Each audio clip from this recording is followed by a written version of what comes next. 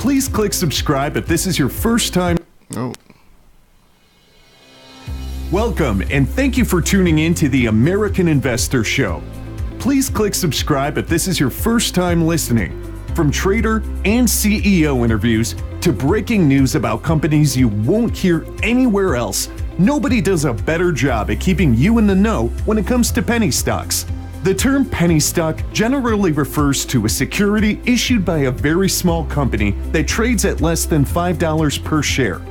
Penny stocks are extremely risky, yet they offer rates of return on investment not seen anywhere else. The host, guest, and callers are not registered financial advisors licensed by any government entity, and therefore, the following should be considered entertainment. The host, guest, and callers disclaim all liability in the event any information, commentary, analysis, opinions, advice, and/or recommendations prove to be inaccurate, incomplete, or unreliable, or result in any investment losses. Before investing in penny stocks, you should consult a professional to determine what strategy may be best for your individual needs.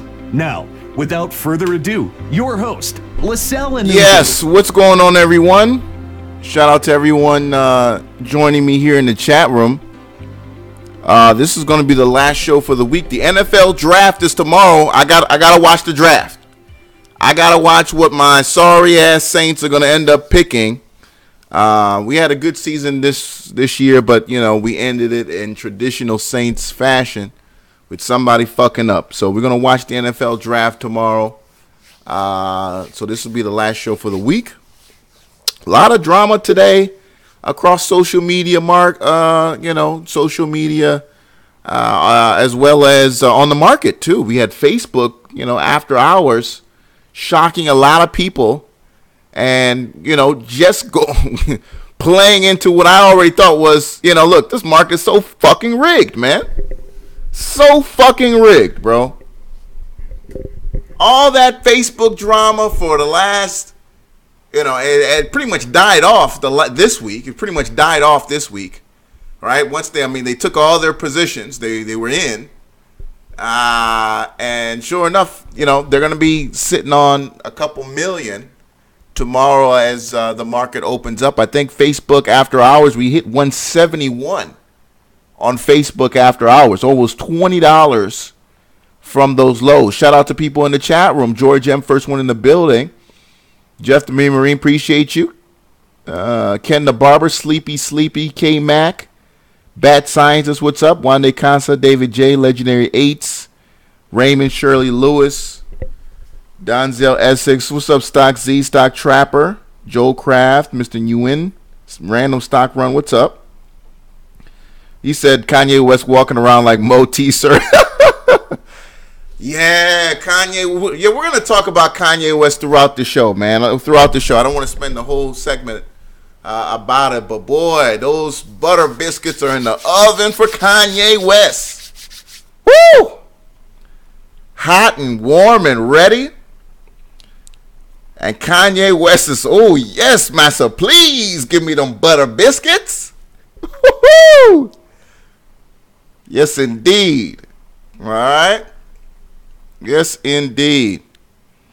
But with that being said, man, today we had a nice, and I said it at the beginning of the show yesterday that any kind of AM bounce was going to be a great opportunity for, traders to, buy some puts. They're going to be an opportunity to buy some puts. And sure enough, in the AM this morning, we had, a nice little spike in the morning. And then we ended up testing a new low for the last week and a half before eventually bouncing higher. So it looks like we had some dip buyers come in. Here's the 5-minute chart overall. Obviously, yes. I mean, if you're holding some kind of overnight exposure into Friday, and on the put side, you got to be, pretty worried here. I mean, I'm already looking at 2 points higher after hours on the Qs, close to that on the SPYs, on the SPY. But for the most part, there are only going to be two options for tomorrow. And that is really either this, we gap and run, right? We gap higher and run, we gap and go, or this comes falling out of the sky. This comes falling out of the fucking sky tomorrow. So we'll see what happens on QQQ. Not the prettiest candlestick for today's action. Again, that shadow all the way to the bottom started in the morning. All right, we found the low in the morning and pretty much fought it out for the rest of the day. So barely I'd practically say no gain today. But Facebook definitely helping action after hours. But I don't see it. I don't see it being a major catalyst for us to show up with another 2 or 3 point gain tomorrow. I don't see that being the reason for the run. All right. There's a couple stocks that I wanted to see recover a little bit. We saw Caterpillar do that. So Caterpillar, again, this is either going to be, this is an interesting spinning top candlestick here. The body's a little bit lower than you would like, but at the same time, still, we see a clear rejection of those higher levels on Caterpillar. So still looks like there's got to be some kind of downside move happening here on Caterpillar. If you remember yesterday, Caterpillar as well as 3M, they kind of led, right? They led the move down yesterday. So Caterpillar, very interesting to see 3M continue to go lower without a bounce there. So 3M actually oversold here, at least on the short term, 27 on the RSI here on the daily on 3M. All right? Very interesting to see. Absolutely. You want to talk about aluminum? Don't know too much about aluminum. I'm going to be honest with you. I don't know too much about aluminum. I know it's traded on the futures, but don't know too much about it. You know the number. What's going on with RUT 2000? What's going on with RUT 2000? What do you mean what's going on with RUT 2000? The Russell? What about the Russell? What about the Russell? I mean, we're going into a high, a high interest environment, right? That's not, bullish sentiment for, small businesses, small cap businesses that, preferably thrive under low interest environments, right? Somebody was going back and forth with me today on Twitter that, the fact that, if interest rates go up, the banks, he was trying to go and say that XLF will go up because higher interest rates. And it didn't make sense. He's like, well, if interest rates go up, the banks will earn more on their net interest. Well, fine and dandy for the customers who can pay that, but for the most part, you're going to have higher defaults, particularly on the customers that are paying you a premium interest rate. They're going to default because they're not going to be able to afford the new higher payments. So your defaults offset any kind of gains on net interest.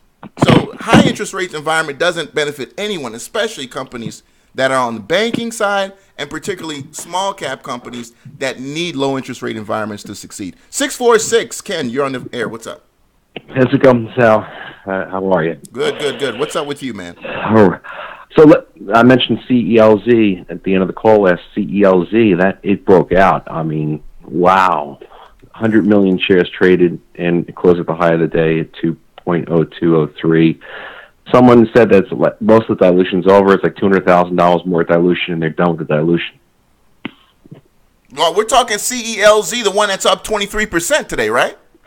Yes, sir. I brought that up last night. I said it really looked good. And we said it continued to look good. I mean, this is, as long as it stays above the 21, which is it has respected, it's used it as pullback support, this continues to go higher. I mean, and that's the trade. I mean, your stop loss, obviously, pennies, you can't put a stop, it's a mental, but at 0.011, that's where the 21 is at right now.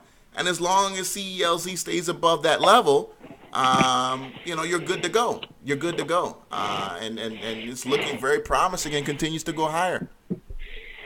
Yeah, and they have that conference, the stem cell conference, May 18th. So that's about three weeks away. So I think it's going to keep going. Yeah, we'll see. We'll see. Going to the next one, Renova, RNVA. we had the 10K last night, and it gapped and hit 3.4. It was a good trade because people could have gotten yesterday at 2 cents and made 50% of their money. I'm telling you, Ken. I mean, RNVA. I'm the biggest cheerleader of RNVA. I don't want to put it all out there because it's going so nicely right now. If I think it needs help, I'll make a video. But for right now, I'm leaving it alone. I love it. I'm in it at these lows.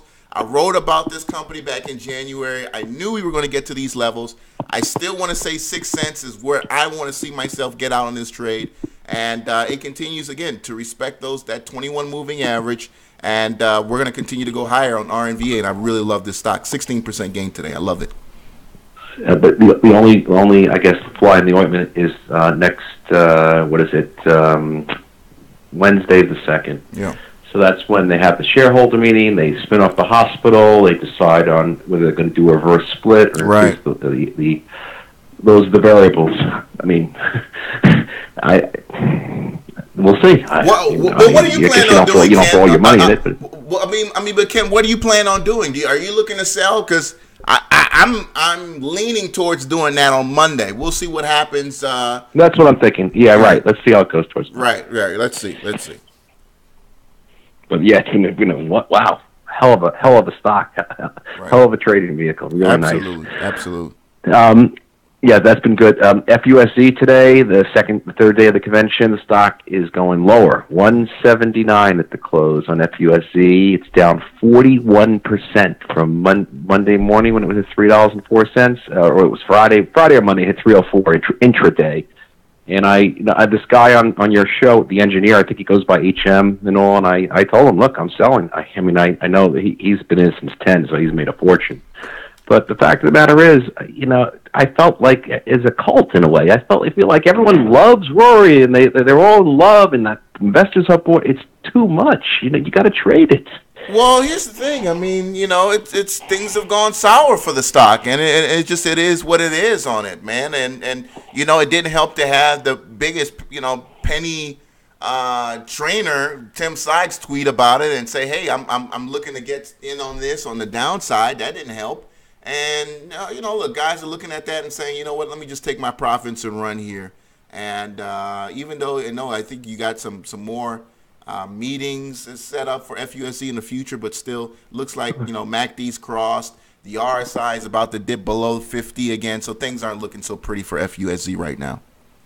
Yeah, and people think, remember it did that 3-day correction about 3 weeks ago when it went from 2 something down to 77 cents, and then of course it made a huge move quickly. I don't know if it's going to move so quickly again. Where it hits the low now. So the low, I don't know, maybe it gets down to 160s, 150s. Well, if it's going to bounce, it's got to do it now. If you look at the daily, it bounced literally off the 50 RSI and bounced higher. So if it's going to bounce, it's got to do it tomorrow. Otherwise, we dip below the 50 RSI, and that'll be a new low for this stock going back to when the rally began. Well, don't forget the CEO, Rory, purchased, 600,000 shares. Slipping a little salary at $1.43, so I would keep that in mind. That's all. That's my suggestion to everyone out there. We'll do it. And finally, Bitcoin today, BTSC. I had my order and I sold at the open at 16.5 on the BTSC because I saw Bitcoin started coming down because there's something with Ethereum, whatever the hell it was that. It's down, 8,800 now? Bitcoin, yeah, somebody's going to have to call up and clarify what's going on with, Ethereum, ETH, because I couldn't get the clear understanding what's going on there. But, Bitcoin slowed up a little bit today. BTCS, of course, sold off on that news as well. And that's it, really. That's all. Just it's an interesting market right now. So. Absolutely. All right, enjoy. Take care. Appreciate it. Thank you, Ken. So shout out to Ken. Ken sounds like he's playing into a possible bounce there on FUSZ, or at least expects a possible bounce to happen there. I did see the move there on there. This is a TZOO with a 24% gain on TZOO. That was a monster move. I saw very unusual volume for Travel Zoo. I mean, this is a stock that does about 26,000 daily, and then it spit out 1.4 million today. Awesome move on that earnings explosion for a company, nobody really trades. I mean, no one really trades TZOO at all. Absolutely no one. Ethereum vulnerable to hacking. Okay, that was basically what's okay. Interesting on that. Ethereum vulnerable to hacking. Someone said CenturyLink. Let me know what's going on with CenturyLink. I did see that 3% move today on CenturyLink. And here's the thing. I mean, this is a company that's had a lot better days, right? I mean, if you think CenturyLinks, I'm thinking like, early 2000s, right? Early 2000s when they were a real player on the telecommunication space, but they haven't been a player for a very, very long time. So here's the weekly on that. Looks like you're crossing the 50 RSI on CTL. So at least on the long-term charts, it's definitely, verifying here a change in sentiment. And this is, if you want to put some time on it, this is your in. This is your in. All right. This is your in. All right. Going back, it went red back in July as you see that MACD crossover. Had the crossover a bit earlier at the beginning of the year. CTL. Nice move. CTL. Can you trade cryptos on Robinhood? I have yet to meet anybody who's gotten that permission yet. I have yet to meet anybody who's gotten that permission yet to trade on Robinhood their cryptos. All right? I've yet to see anybody with that permission yet. QQQ still looking pretty negative. Still looking pretty negative. We enjoyed a nice little rally on TVIX, man. Let me go back to the daily. Nice little rally on TVIX over the last couple of days. It looks like the party is over after hours. Looks like the party is over after hours, but for the most part, TVIX, low sevens, right? These candlesticks showed a very healthy support area to take in a trade, and boy, did you get a move yesterday. Today as well, you got up to 860s today, almost 50 cents higher before closing at 815. All right, so we're going to cool off with tomorrow's action, at least in the AM. At least in the AM. I don't know if it's going to hold, but at least in the AM, you got an opportunity to probably get a discount. We'll see if it holds. We'll see if it holds. CTLR loser depends on landlines for revenue. Yeah, I figured that CTLR, it's a really old company. CenturyLink is a pretty old company. You said Pred? Yeah, Pred. Pred is quietly just burning through whatever interest that anybody has anything in this play. I'm just so happy I got people out of there, in and out. That's basically what we did on Pred. And we had so much hope, and I had so much hope that it was going to go higher. But then when they started just diluting, it's just the writing was on the wall. The writing was on the wall. All right.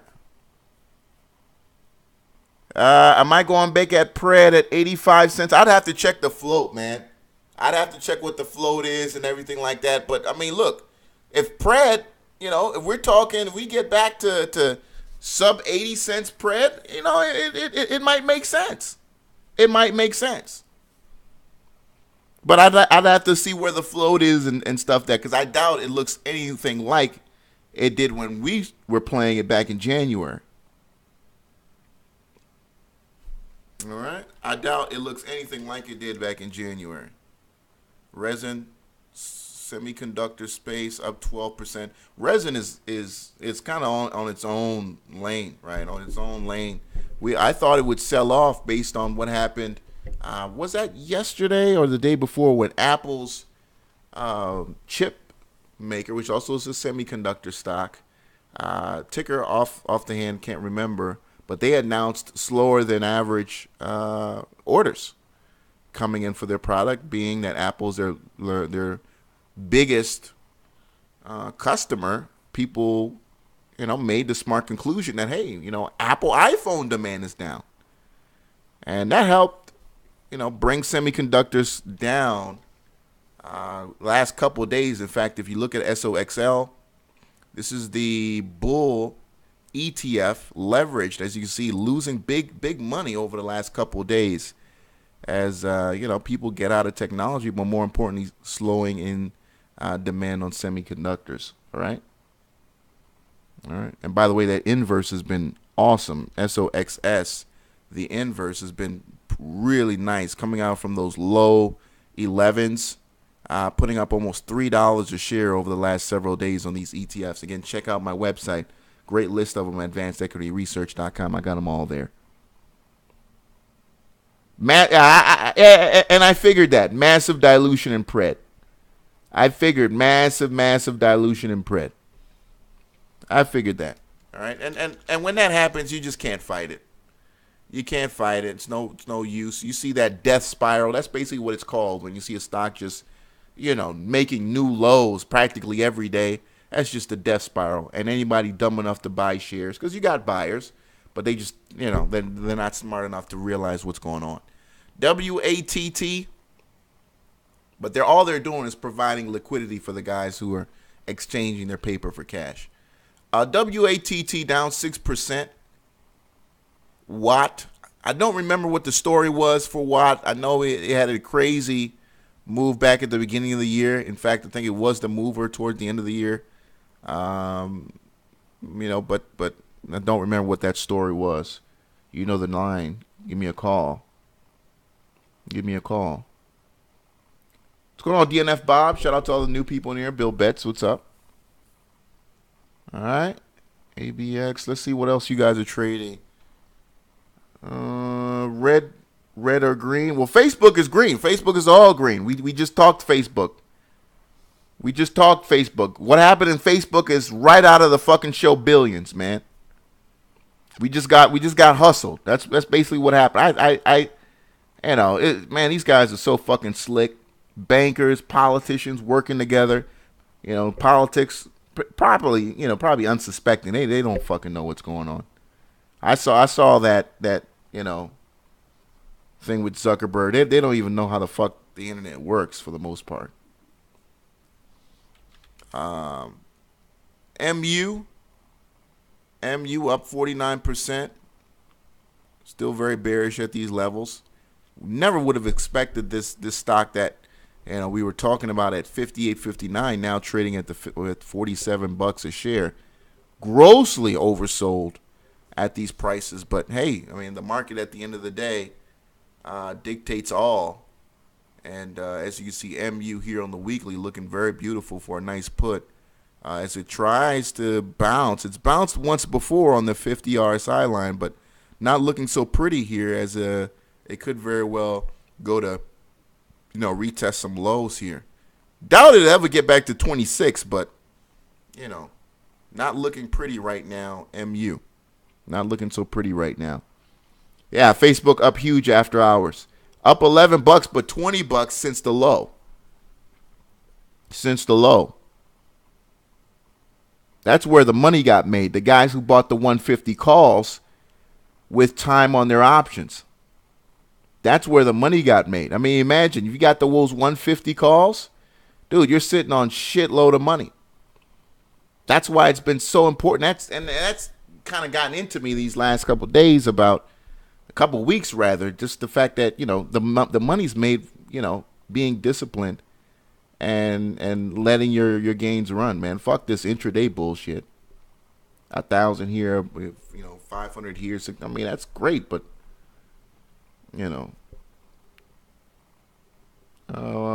what can I put 1,000 onto tomorrow for the quick flip? SC Trucker, what's going on? SC Trucker's been a minute. Said you're looking to put 1,000 somewhere. He's looking to put 1,000 somewhere. Talk to him, guys, in the chat room. Where would you put 1,000 at? I'd be interested in seeing what you guys have to say as well. I don't see anybody coming. I see. What happened? You guys called wrong, and I called wrong on AMD too. AMD was actually quite impressive on that beat. I was surprised. AMD still getting crypto earnings revenue. I'm actually quite surprised on that, man. Did you guys see the AMD numbers?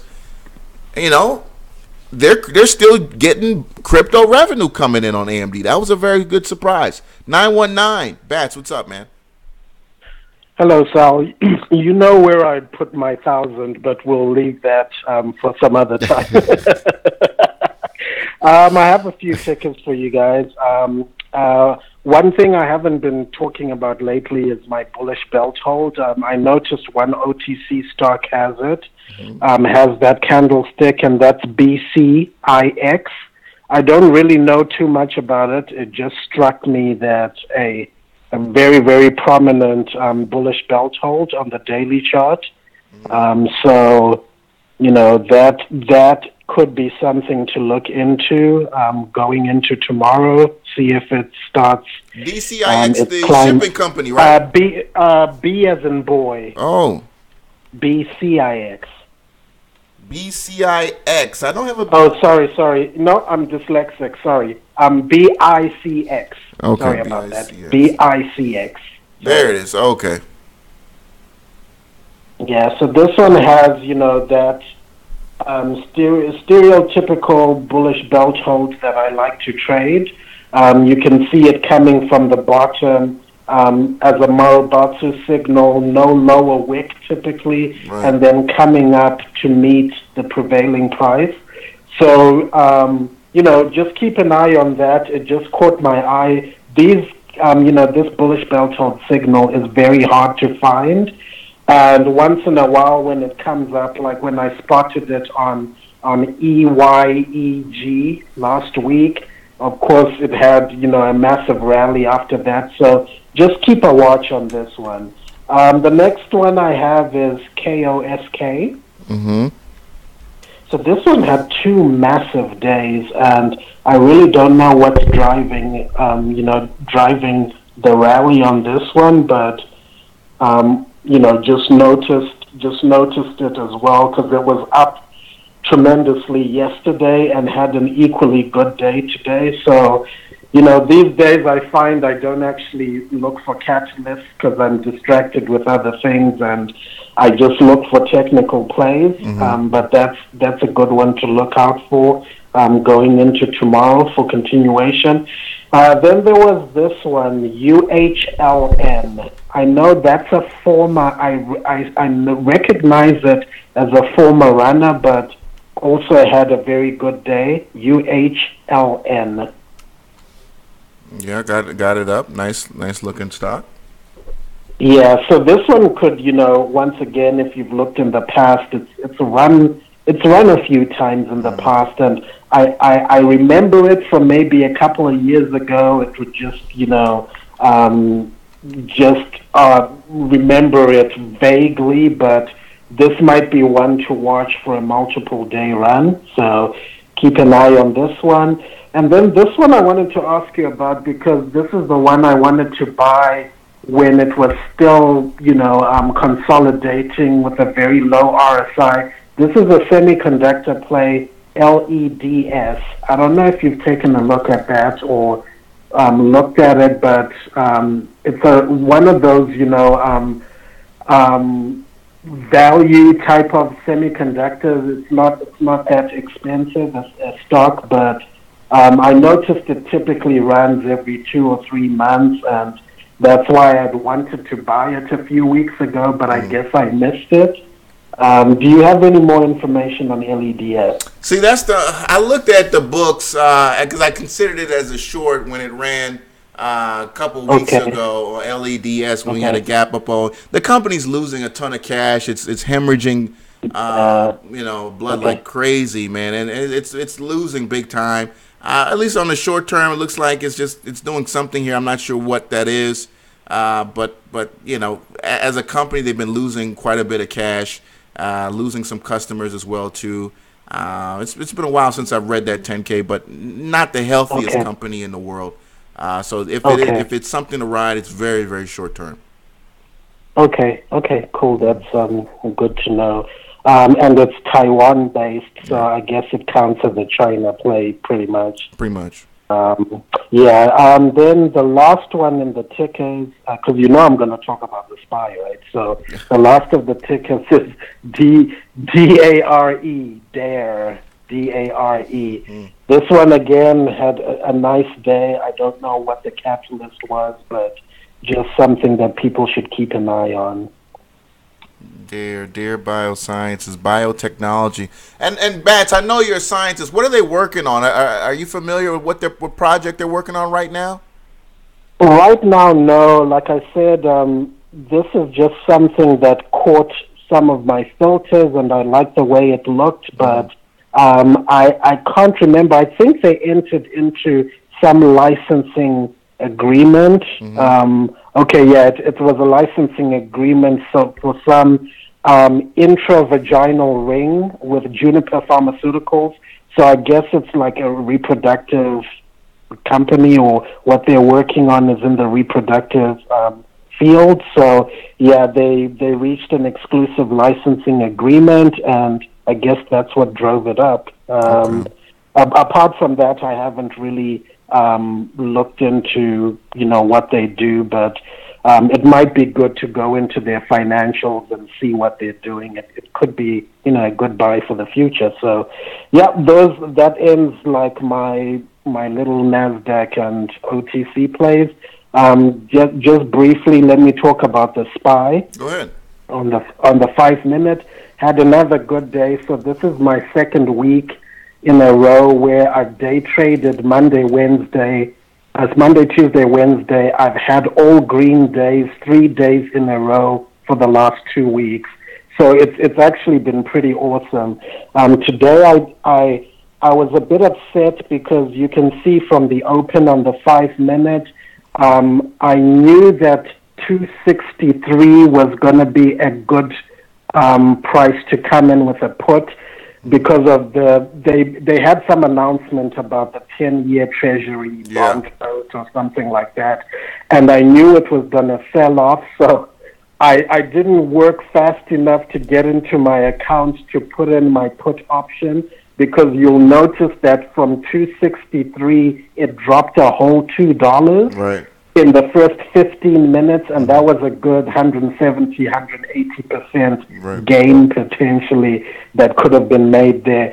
So what I did, I was so pissed off, but luckily it did come back, and when it came back around the second time and retested 263, that's when I got in.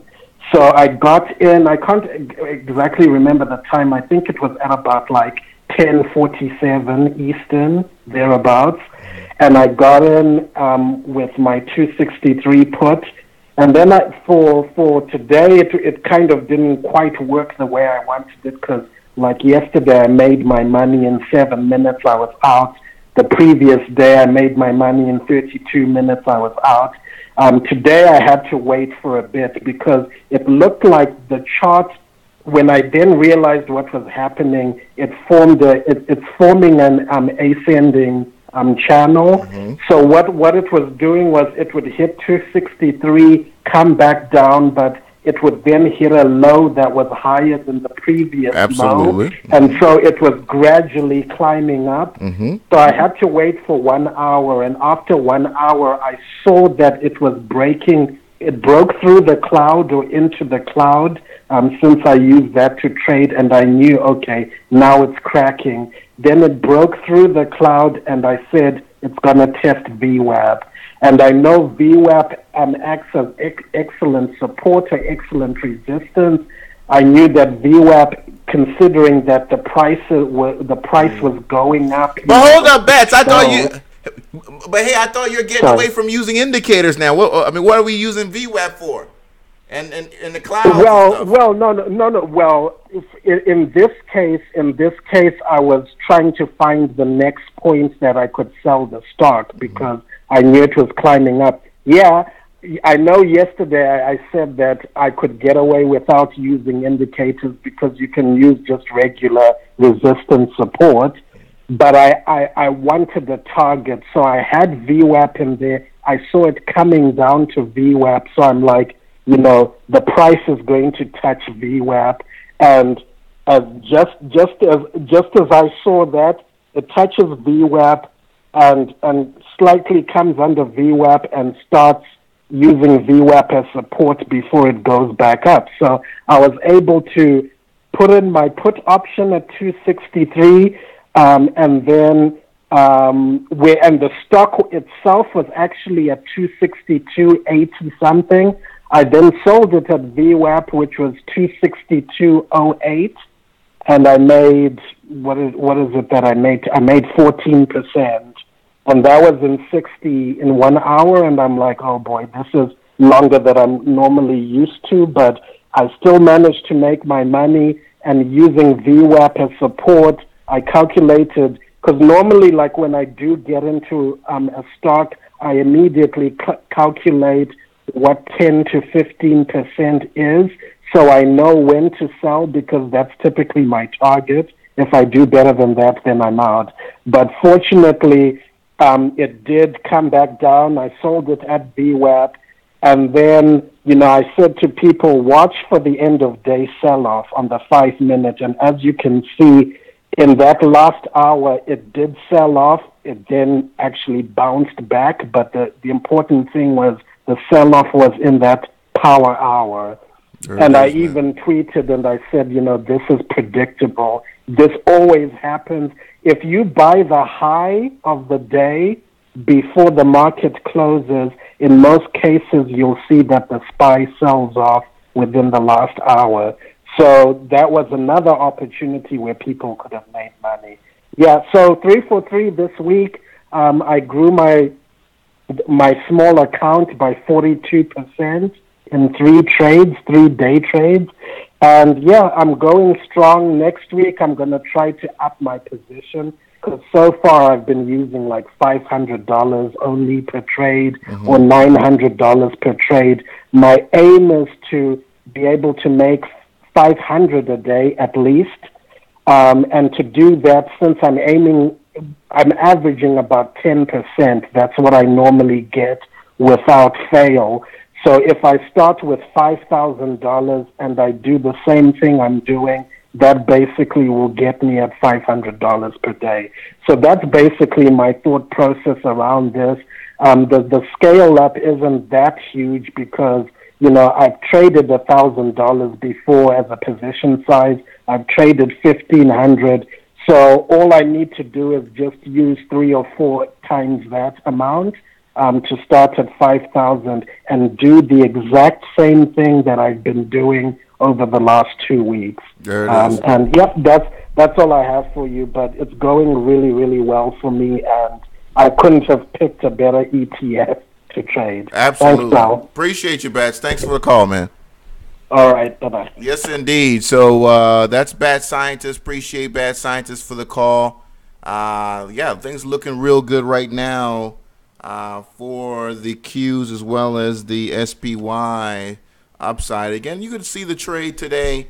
Look, we got to some really interesting lows yesterday. As you can see here on the higher time frames, we're starting to see that kind of buying coming back on at least the last couple hours of the day, and so it was pretty dangerous to go in on the put side for too long on the SPY. As you can see, we got to some lows, and it looks like it had to bounce, but we should be bouncing to sell more. We should be bouncing to sell more, and that's what the economic environment is saying. That's what the economic environment is saying. Again, these guys, the perma bulls are always going to tell you to buy.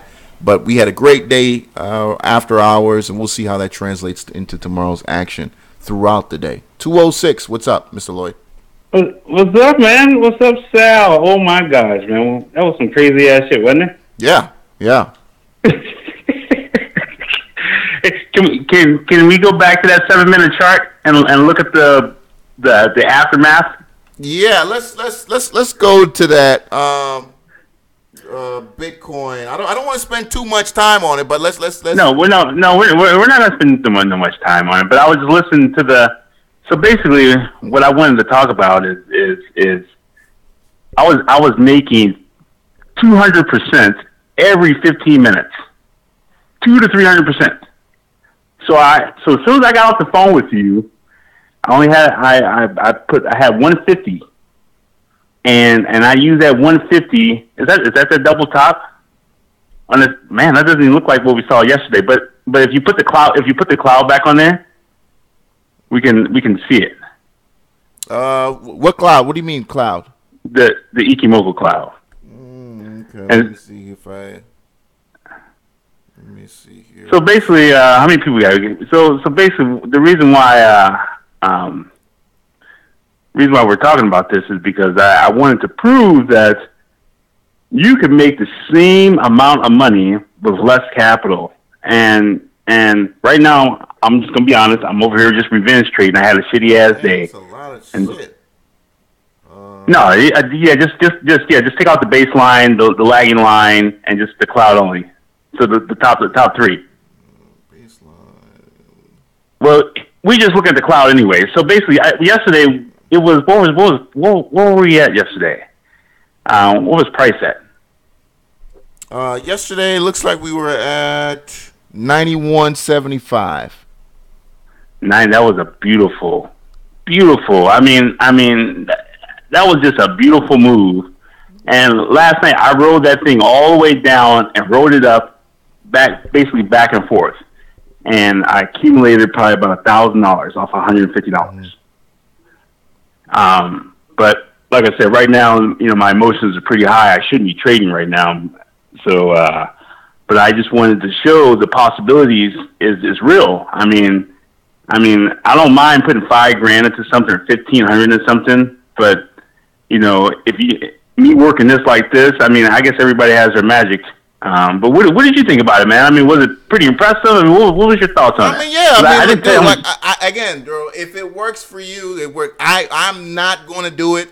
You're not going to get me to trade Bitcoin. It's just not. It's not going to happen. But if it makes you money, I'm all for you making money doing what you're doing. No, and it's not about the Bitcoin, but basically, I like the 7-minute chart for the entries. And I just wanted to show you why I enter at that position. And basically, when I see the price going into the green like that to me means this position is getting ready to lose money. The price is going into the green, so I know that's a short. Once I see that price start heading down, basically it attracts it. The red attracts the green. And as soon as that was a sign for me to get in. So that was the reason for me calling and say, look, let me just show you real quick what the outcome is going to be when this cloud is here. I mean, there's 1,000 indicators out there, but I just wanted to share that with you, and I appreciate you allowing me to speak my mind on it. I don't like Bitcoin. Believe me, it was pretty shitty pumps the last couple hours, man. I mean, like flash trades. The shit went up like $300 in seconds. So that's manipulation there. But if you time it correcly, if you was at the top, you wouldn't have to worry about the manipulation. It's just the timing is key. But anyways, I lost on my cues today. I went ahead and listed Cali Rob and bought some puts. I got rid of my calls and bought some puts. And sure enough, the cues went up to 160. But I wanted to share something with you, man. And basically, it's all about intuition. And when before I get in the trade, right now I'm not using my intuition, but when there's a difference between greed and intuition, and greed speaks out louder, which forces you to get in that trade. Intuition is very quiet, and so it's the first thing that comes to your mind, like, maybe I shouldn't get in this trade. Typically, the quiet answer is the right answer, but the one that's forcing in front of your head, like, I need to get in, that's greed. And so basically, me trying to separate the two so that when I use my intuition, I trade better. So I know I'm all over the place right now, man, but I just wanted to share my Bitcoin experience and why I got in. And I wanted to show from a live standpoint instead of, after hours, but just at that given moment. So, absolutely. But yeah, man, how was your trading day? Everything good? Everything's good, bro. Everything's good. Still looking I'm still holding my credit spread in QQQ. We're still below that. So I've got, 2 days left, tomorrow and Friday. And as long as we stay under 162, let me get 162. Let me make sure I got my numbers right. 162.12. Yep. And I'm earning $600 on Good job, man. on a $1,900 investment. So I'm still you actually went in on it, huh? Yeah, oh yeah, hell yeah, man. I'm trying to put the strategy together, because once I got the strategy down, I'm going to go to market with it. So absolutely, yeah, man. Right. The weekly paycheck strategy, process is in the works. So this is the second week. I was successful last week, but I was very light. So I'm a little bit heavier this week, and now next week, once I think I have a definite plan in place, which it looks like it starts for me Wednesday to Friday, is significantly higher percentage probability of success Wednesday to Friday than Monday to Friday, because Monday, Tuesday seems to set up the week for the rest of the week. So interesting to see how things play out. We'll see. Well, I got right now. I got 20 puts right now. I think 10 on the 147th on the Qs, and so basically the lottery plays right now. And the only thing I can bank on at this point is that Amazon is going to fail earnings, which is going to bring the Qs down enough to where I can get out of the trade. If it doesn't, what makes you think Amazon is not gonna be? Because people thought that about Facebook too. Like, Facebook's last earnings report was pretty dismal. They suspected that Facebook would also probably, not turn out a pretty good report this quarter.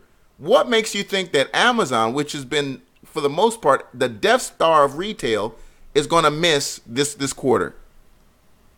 Like I was telling you before, I mean, and this is just all speculative as far as on how they delivered the news, is with the Prime members to potentially boost the price of. The day, what day was that when they came out with that news? And let's see what candlestick came out with that, and how much price moved up because of the news. I'm gonna have to look that day up. Another thing that I guess I'm thinking about is, I've been seeing earnings for like the last year and a half or so, and so typically, things don't just keep going straight up. And as you know, when good earnings do come, it still falls. Mm-hmm. So regardless if they do have good earnings, it's whatever the chart is going to do. I mean, regardless of what earnings says, how many times have you seen good earnings and the shit just fucking fails?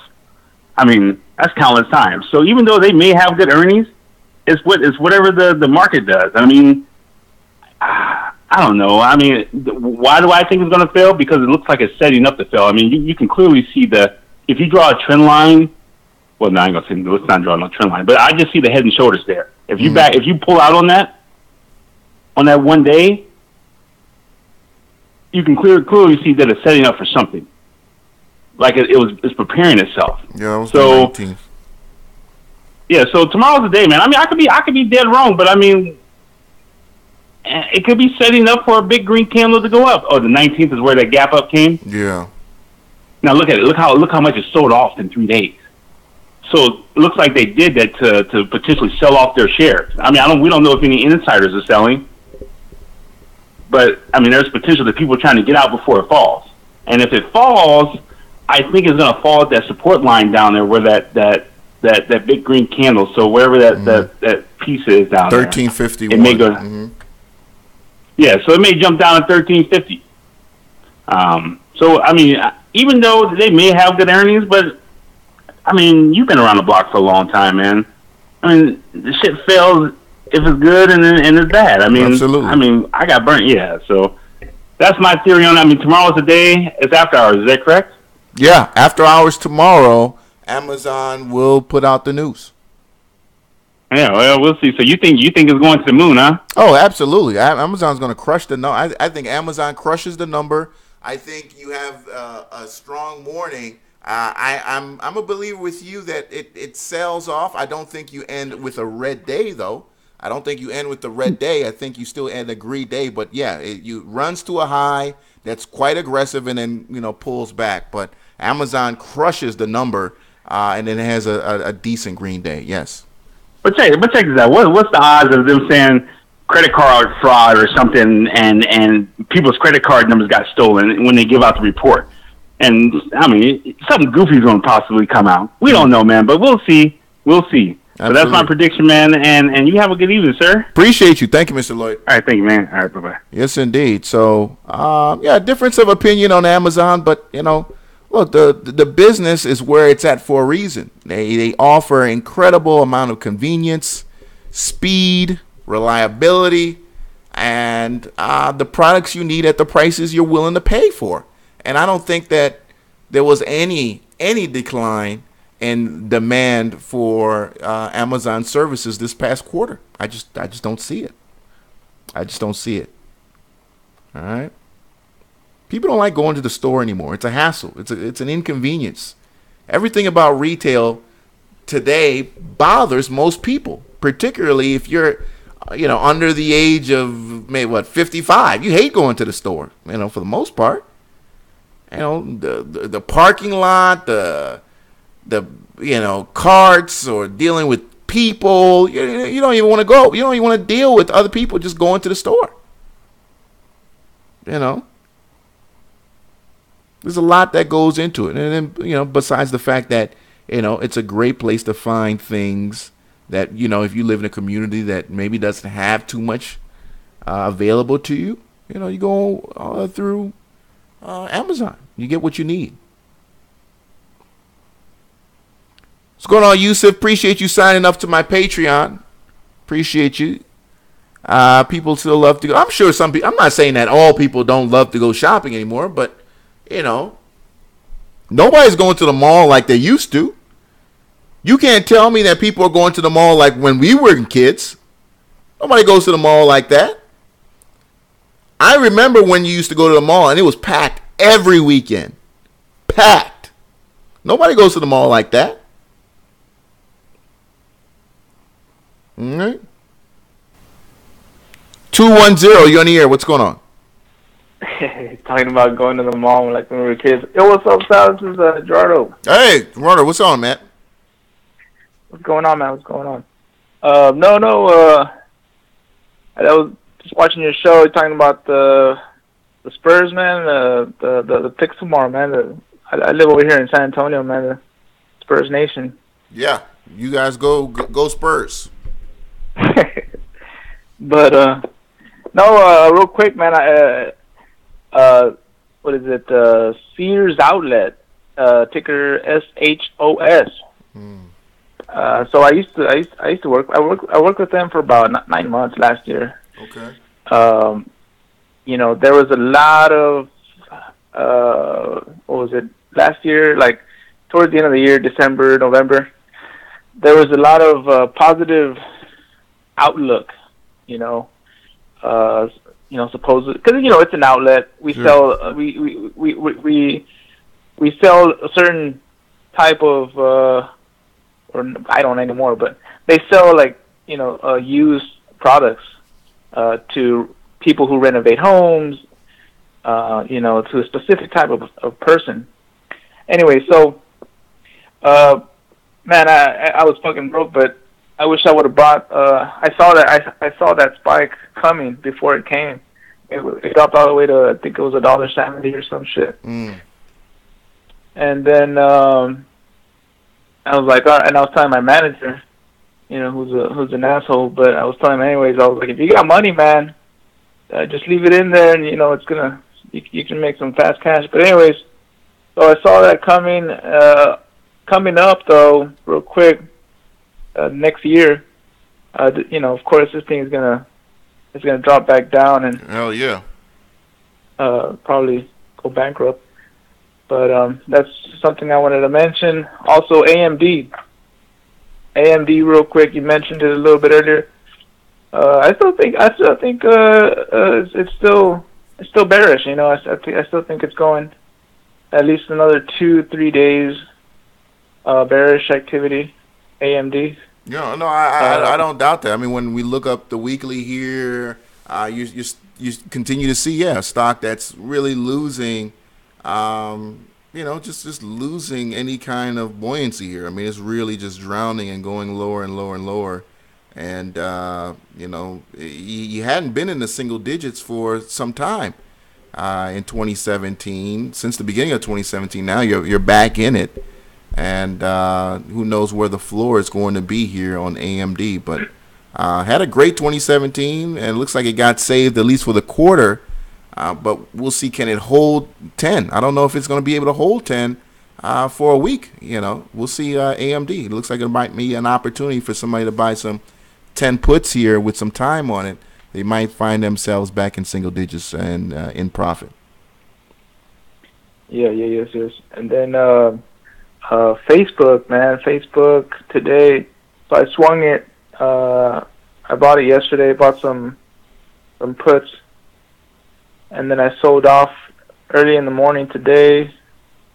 I sent you a picture on Twitter. Yes, and I saw you kill that, man. That was an awesome move on you for that part. And flawless victory. Awesome. Yeah, and then I jumped to swing IBM today for tomorrow. With these contracts ending next Friday, we'll see what happens. But they're naked calls. But hopefully, I make some cash in that too. Well, tell me about these IBM calls you bought. What's the strike? What's the time on them? Yeah. So let's see. The strike price is 148. The calls. So I bought 2 different expiration dates. Mm-hmm. One for next week, next Friday, and then one for 2 weeks from now. Okay. The Friday after that. So 4 contracts for next week, next Friday, and 7 contracts for the Friday after that, but for the same strike price.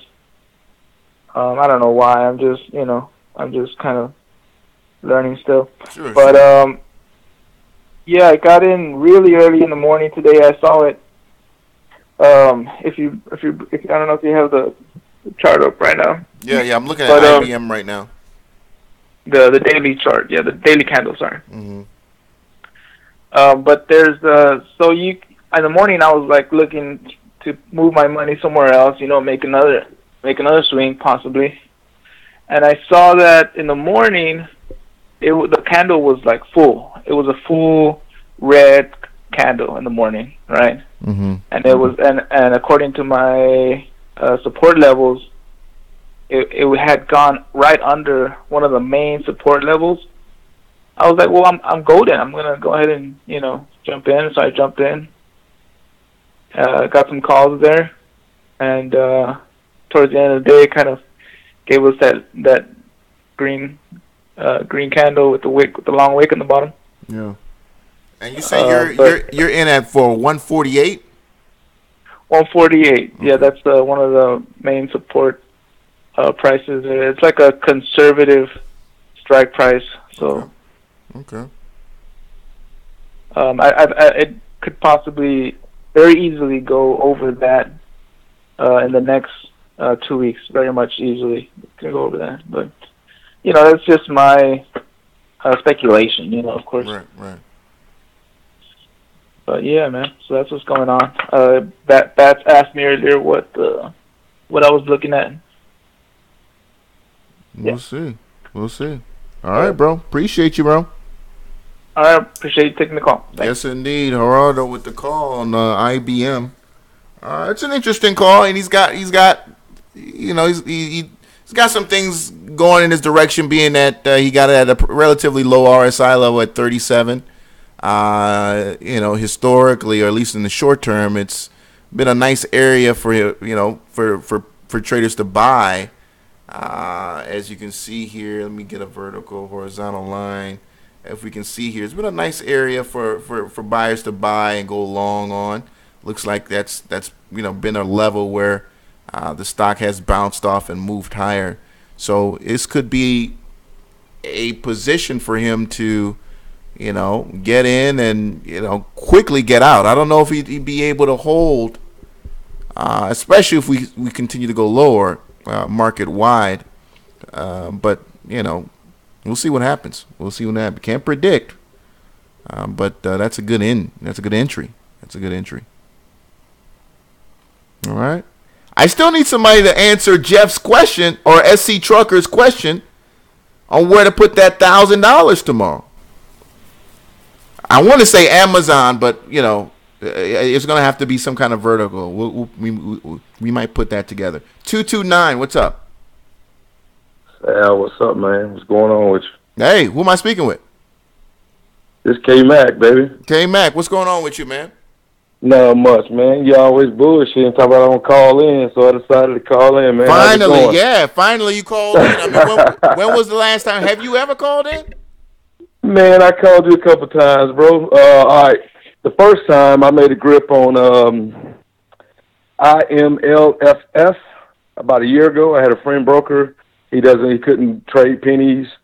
Kind of passed the information. I made pretty good on that. Got in at, I think, 0016 or something. It went up significantly. It went up to all the way to 80, but I got out about 44 cents or something like that. But I made a grip on it. Okay. Do you remember that conversation we had? And I was calling you in about that InMed Pharmaceuticals.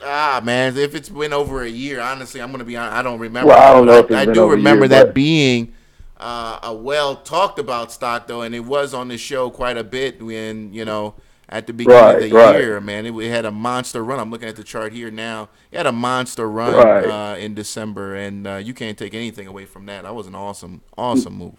Yeah. Also, time or so after that, when we were kind of controversial, kind of talking about news and the different things before you got, I guess, banned a couple times. Right. We were talking about the school system, and you were saying how the kids are bad, and I called in. It's like, nah, it ain't the kids that are bad. Do you remember that conversation we talked about? I do remember slightly that conversation. Yes. Yeah. We talked about that, and I told you I was a teacher and a coach, and and things like that. Okay. But listen, let's get to these tickers, man. I just wanted to call and I just give you one or two tickers that I'm kind of playing if I can find it. The first one, Sal, I want you to look at is Jern. Since you've been hiding and ducking every time I try to put it on the board, you just overlook it. And I'm like, dude, I know you just seen this. It's in bold. You know what I mean? So talk to me about Jern, and can you tell me how much of that stock is shorted? Let's look into it. Well, first off, why do you like the company to begin with? Well, they got to deal with J&J, and I think J&J says it's lead pipe, the drug that I guess this company came out with. They said that it was their lead candidate or lead product in that pipeline or something to that effect. What I was reading, I like the story. And I know you always say, make sure if you fall in love with the story, So I like the story. I think the deal, once it's finalized with Johnson & Johnson, I think it's going to go to the moon. But I feel that this stock is being shorted like crazy. Yeah, I mean, 22%. And I'm making money on it. I pulled it up. Yeah, 22% of the float is short. And with the 150 million shares out there, I mean, that's a lot of money short this stock, and obviously a surprise deal could really send this stock higher if that comes through. Is there any kind of time frame on when that could happen? Have they put out any indication of that? I mean, I'm sure that the news is there, but I think the deal is pretty much done. I don't think it's finalized, but I think it's pretty much done. Johnson & Johnson is talking real highly on it, but you guys just do your research on that, and stuff like that. I think it's done. I think it's going to be a great, but I don't want to tell anybody to go out and get it and things like that. But do your D&D and but I think Johnson & Johnson, saying that it's going to be, one of their top, I guess, drug. Or something that they're gonna focus on a lot, and from this company. So, also I got three. I also have an option on Jern, but USO. Talk to me about USO. Well, so I got a 1350 call for May 18th. Okay. And I want to know if I'm screwed. Oh, well, not right now. I mean, right now, I know I got time. Right, right, you but got quite a bit of time, and things are going the right way on USO. I pulled back. I wouldn't say aggressively yesterday, but I think it was a nice little entry for you to get in today if you believe in it. You got the discount yesterday, so that was your in. Right. But right now, the trend still looks healthy. MACD looking good. RSI so far at 60, so the trend still holds. And until it does that, as long as it continues to do that, I think you're fine. Obviously our commander in chief is not too happy about these higher oil prices, but unless he does anything about it or says he's going to do anything about it, I think oil continues to go higher as the Middle East continues to work with each other to keep supply off the market. As I said, I mean, Trump exposed it that, hey, they're paying ships not to deliver oil. I mean, basically to sit off the coast with barrels of oil not delivering them. So they're working to do that, and I know Trump called them out on it, but for the most part, crude continues to go higher. Right. And I invested big on that PDBD and I think you talked about it the other night. They had big news. They sell body cameras for law enforcement. And I just think that's going to be big. But $14 call. This is my last thing. I'll let you get the show moving, but $14 call on GE I have for May 18th. Okay. 14 on I got GE. I got a lot of contracts on that one. Okay. 14 on GE. Earnings is July 20th.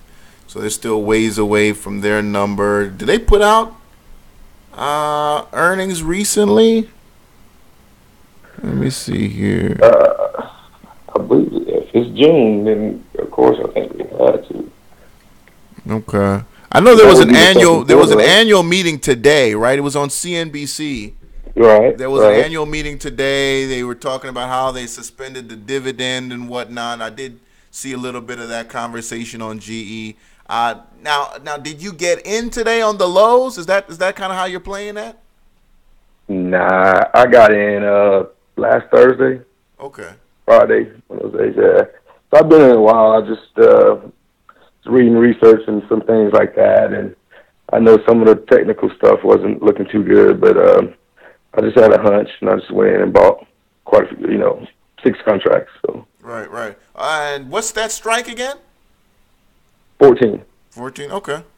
All right. So it went against you a little bit. May 18th. May 18th. Yeah, you got quite a bit of time. Well, you got a few weeks. You definitely need GE. Well, I was always told 30 days before it expires to get rid of it. Maybe 3 weeks. Yeah. And that's what I'm looking at. And I'm not looking at, taking it to expiration, of course. But absolutely. That's, the 18th, that's what, 3 weeks away.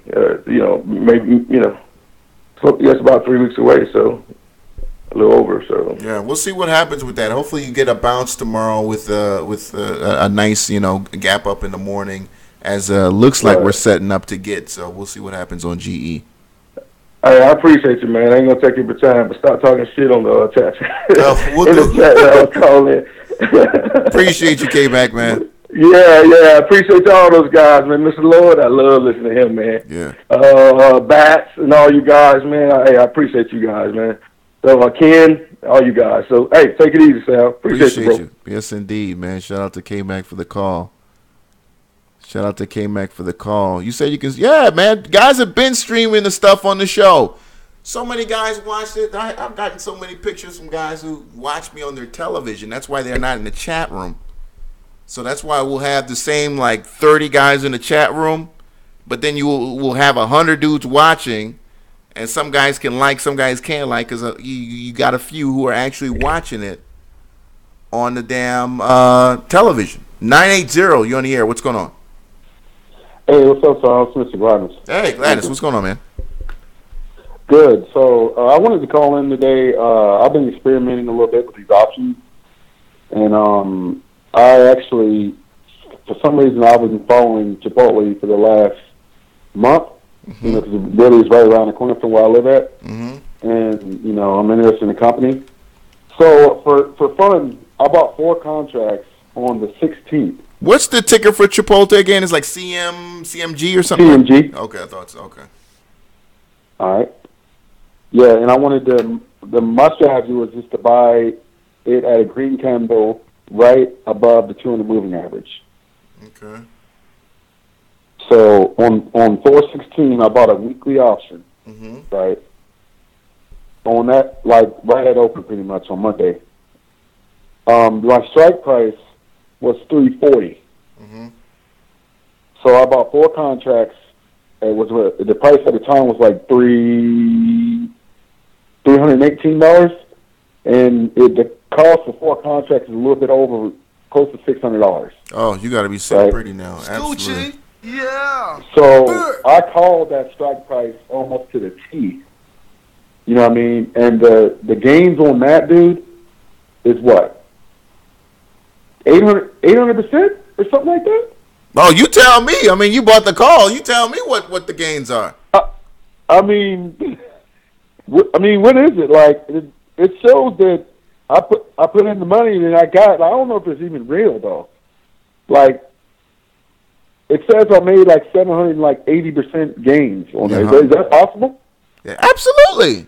I mean, you're talking about trading options here. I mean, why not? I mean, if you bought an out of the money option, which is the, you know, when we talk about potential for returns, offers you the highest, right? It's the riskiest trade in options to make, and you got the directional trade correct, and sure enough, you're knocking on the door to being in the money. That's where you really start to get that accelerated profit potential. But on the way to becoming in the money, that's huge profit. That's huge return there that's generated. So, I mean, absolutely, 700% gains are commonplace in options. But actually, believe it or not, I mean, for example, tomorrow, the guys who have some of these Facebook 170 calls, they're going to be up over 1,000% or more, based on what. Oh my God! Absolutely, dude, they're going to be up over 1,000% or more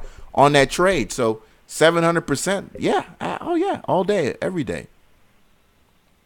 Jeez, man, I had to call in and tell you this, man, because these option things, it's not even that expensive. Like, it was only to control 100 shares per contract. So control 400 shares.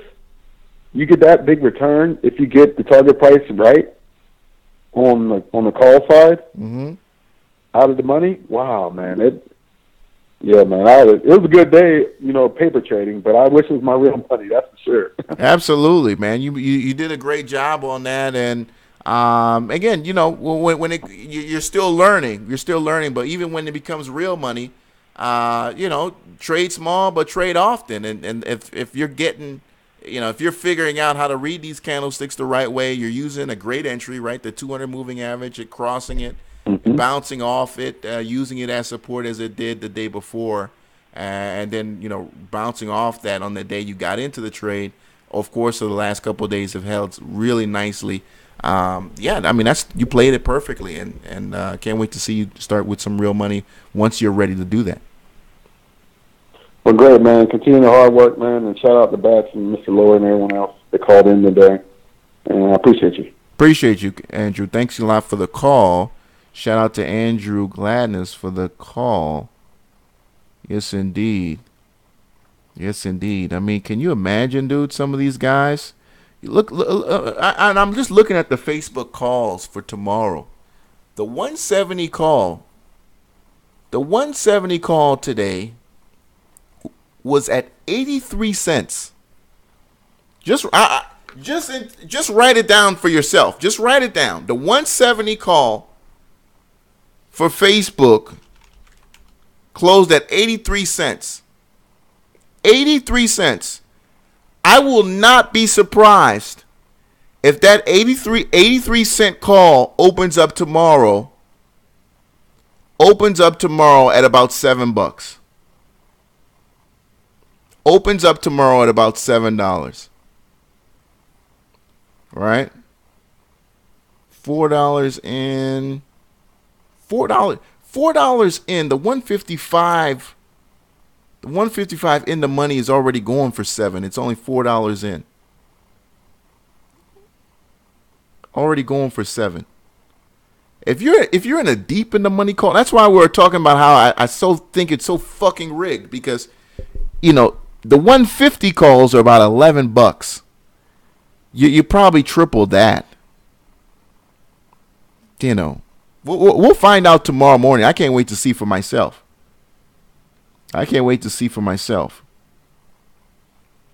It's always a gamble. Absolutely, Mr. Lloyd. I mean, when you're talking about this, who would have known? Who would have known? But obviously, look, Facebook, we understand what the potential there. Obviously, they're the best place to put ads if you're a small business owner.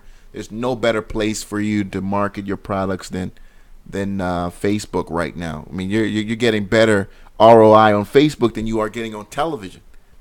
People aren't fucking, first thing you do when you're watching TV, when a commercial comes on, you pull out your cell phone. You're not watching these fucking commercials for the most part, So why not get a little bit more sophisticated with your advertising? Use Facebook to, target people who are actually going to care about your message, instead of just the blanket messaging that happens with television and print media.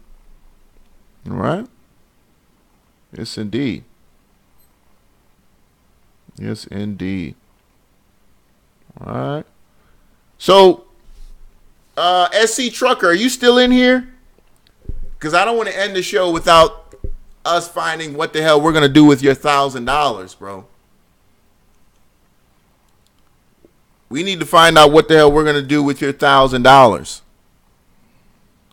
And he said, Facebook puts. Yeah, Facebook put. I mean, it's going to open up at 171, bro. So it's going to open up. It's going to open up at about, again, if it holds it, right, pre-market, it's going to open up at right here. It's going to open up at 171. SC Trucker, do you got the guts to buy a 173? Let me see here. Let me see. Hold on.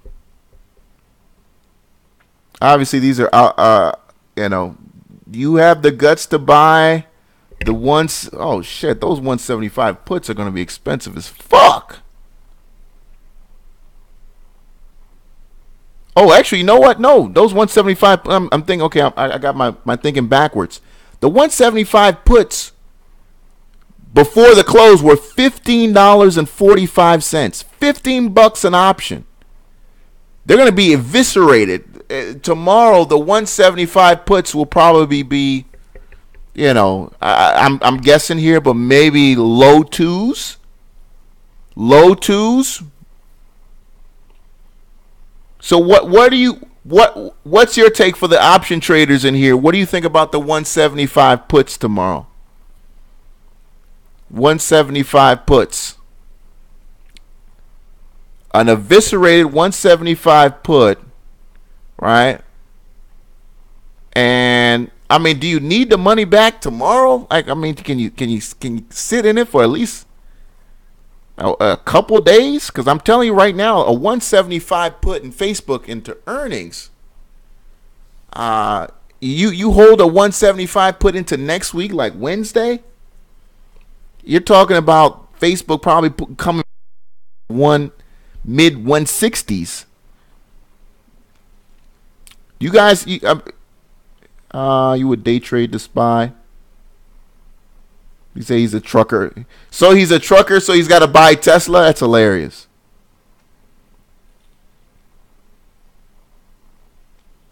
IV's going to be insane. Yeah, it's going to be insane. That's what I'm thinking. Like, are you... Let me see tomorrow. That's why I said if you've got some time, man, and you don't need the money back that badly. You don't need the money back that badly. You're going to be able to get some of those May 18th 175 puts for, 3 or 2 something that were $15 puts just last night or tonight. They're going to open up tomorrow at $2, $3. You're probably going to be able to sell those back by this time next week. For 5 or 6. All right? Because it's not going to hold. It's not going to hold that. It's not going to hold that. You're going to open up, 70, 75 on the RSI in the morning on Facebook. You're at 38. Understand, you're going to get a $20 move in the AM. $11 move, $11 move in the AM. So you're going to be opening up 70, 75 RSI at the open. At the open.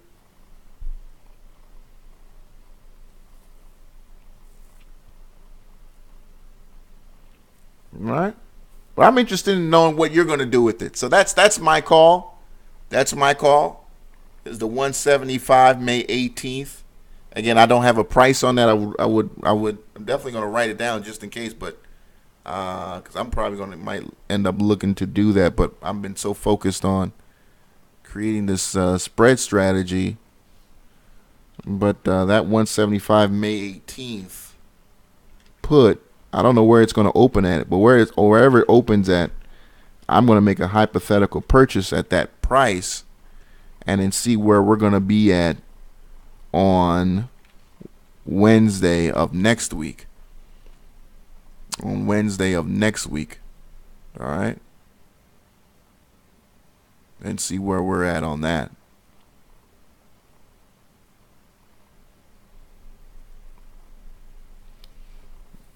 Yeah, he says he's looking to get some money in and out tomorrow.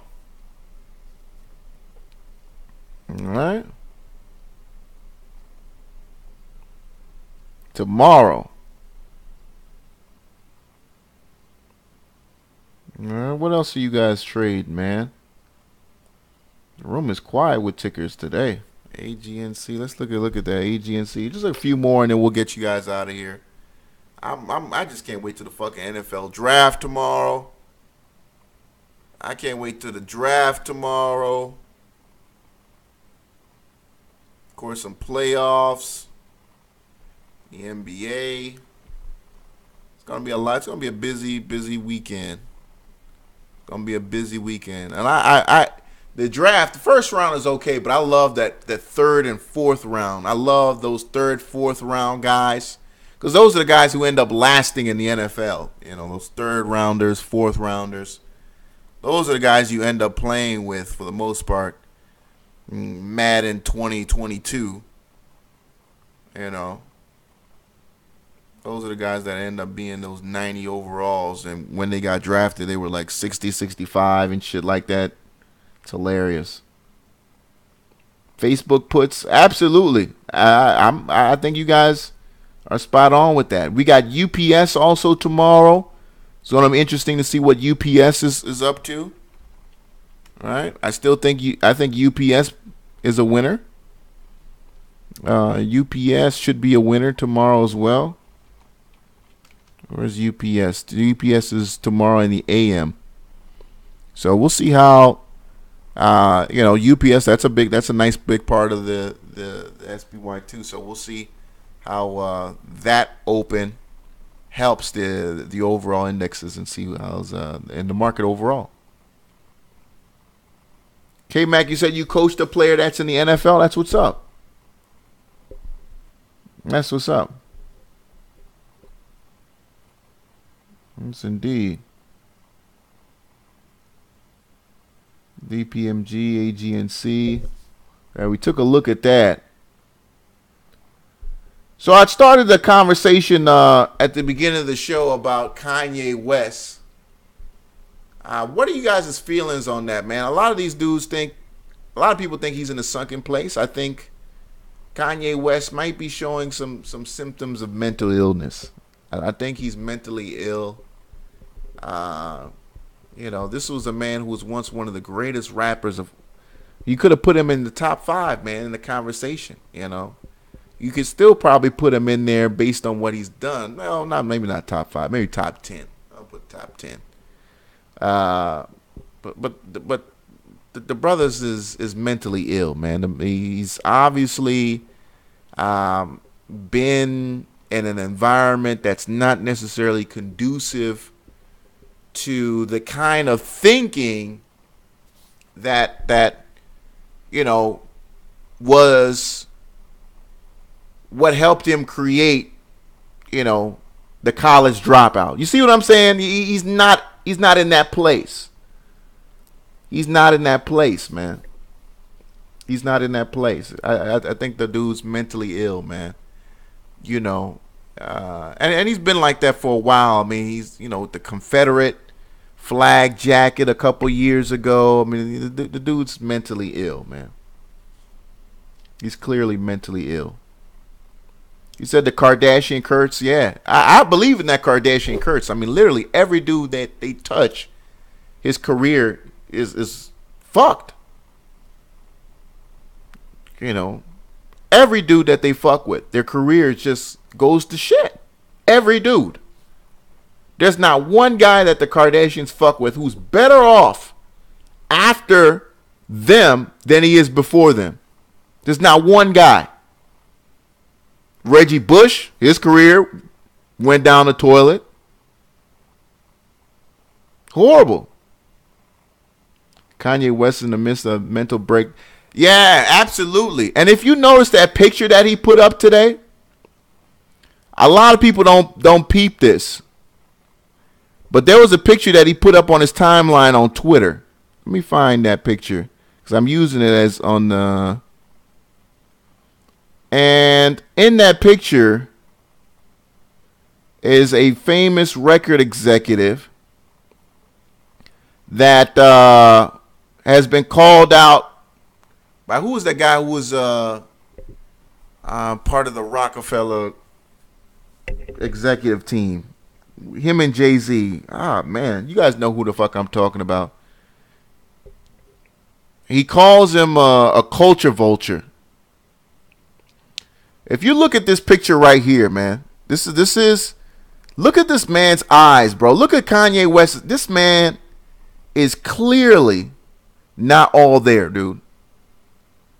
He's not all there. Unlike the people next to him.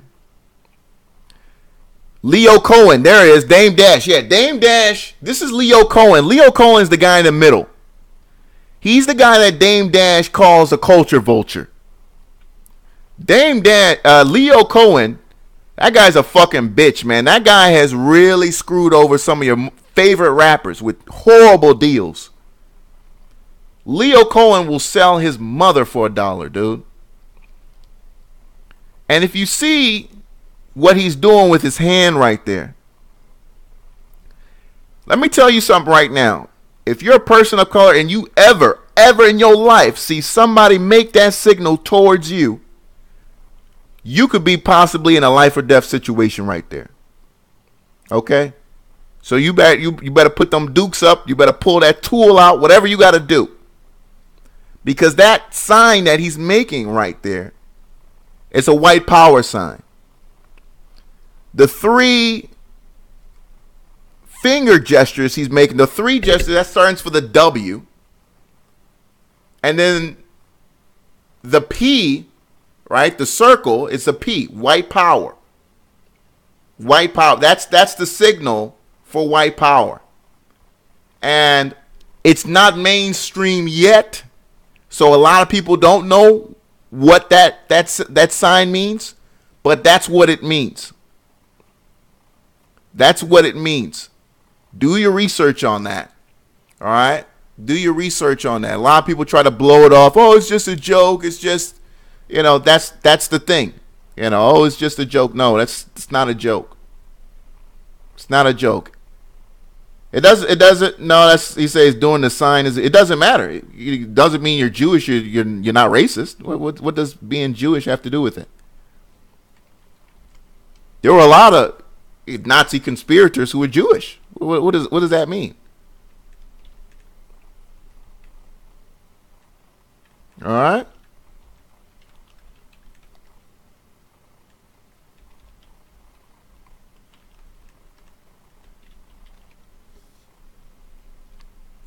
That don't mean anything.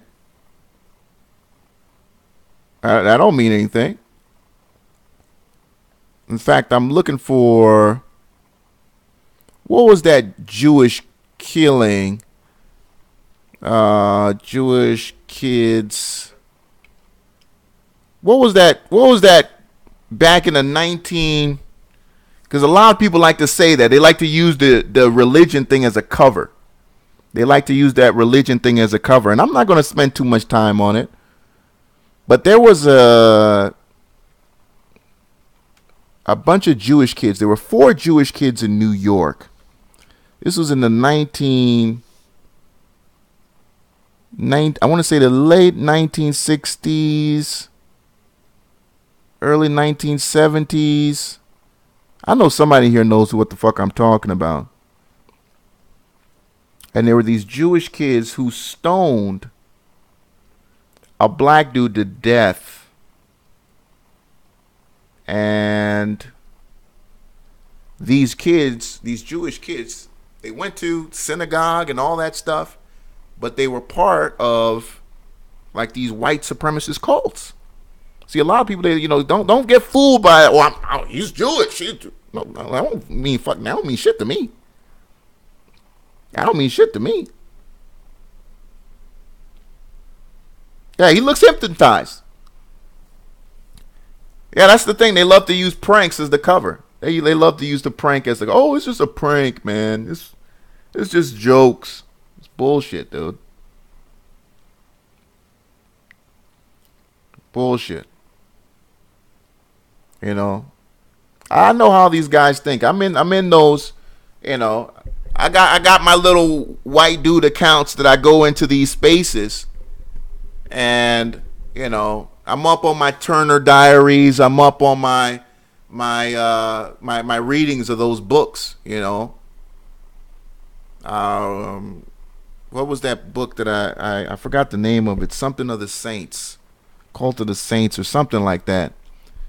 And that's another very popular book in that arena. I'm always watching what those folks are doing. Always.